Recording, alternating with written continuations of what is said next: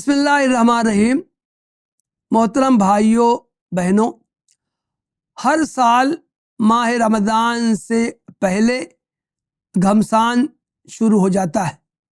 اہل حدیث حضرات کہتے ہیں کہ اللہ کے رسول صلی اللہ علیہ وسلم نے رمضان اور غیر رمضان میں ہمیشہ 8 رکعت تہجد کی نماز پڑھی ہے، یہی رمضان کی تراویح ہے، جبکہ احناف پورا زور یہ ثابت کرنے پر لگاتے ہیں کہ تراویح کی رکعتیں 20 ہیں۔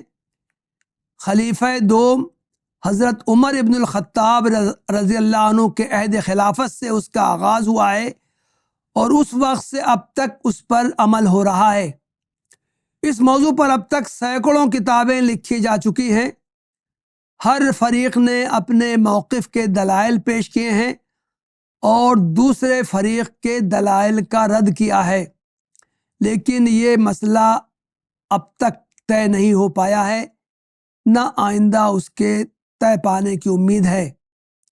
یہ دیکھ کر افسوس ہوتا ہے کہ امت کے بہترین دماغوں نے اپنی صلاحیتیں بے مصرف کاموں میں صرف کی ہیں اور اب بھی انہی میں لگے ہوئے ہیں۔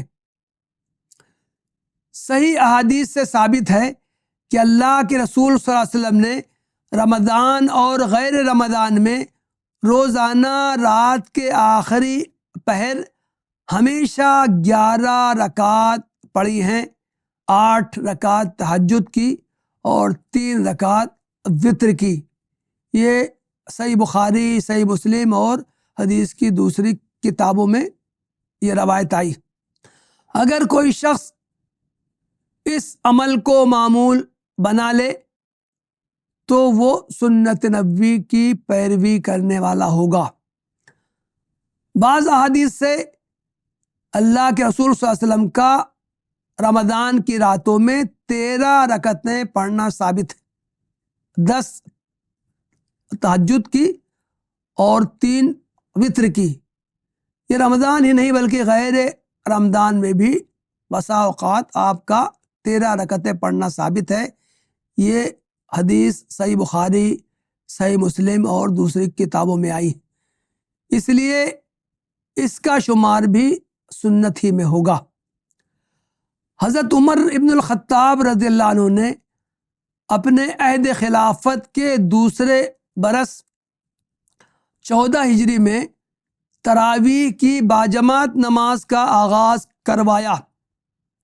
اس کی رکعات کی تعداد میں اختلاف ہے، بعض روایات میں 8 رکعت ہی مذکور ہیں، جبکہ بعض میں ہے کہ حضرت عمر نے 20 رکعتیں پڑھے جانے کا حکم دیا تھا اور تمام صحابہ نے اس سے اتفاق کیا تھا، کسی نے اس پر نکیر نہیں کی تھی، اس لیے اس پر بھی عمل کیا جا سکتا ہے۔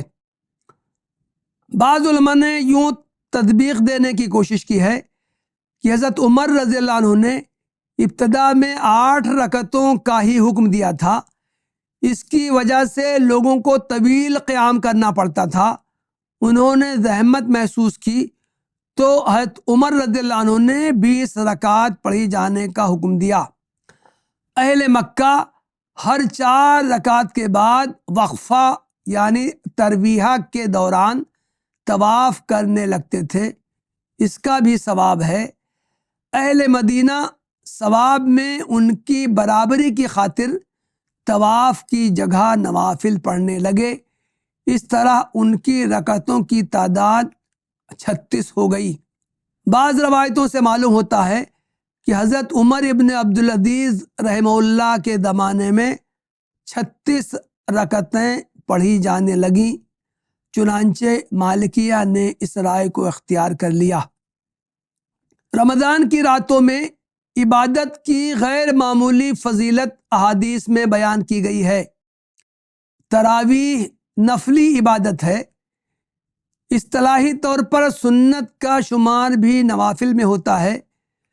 جو شخص جتنے زیادہ نوافل پڑھ لے اتنا ہی اسے ثواب ملے گا، اس لیے تراویح کی تعداد کو بحث و جدال کا موضوع بنانا دانشمندی نہیں ہے۔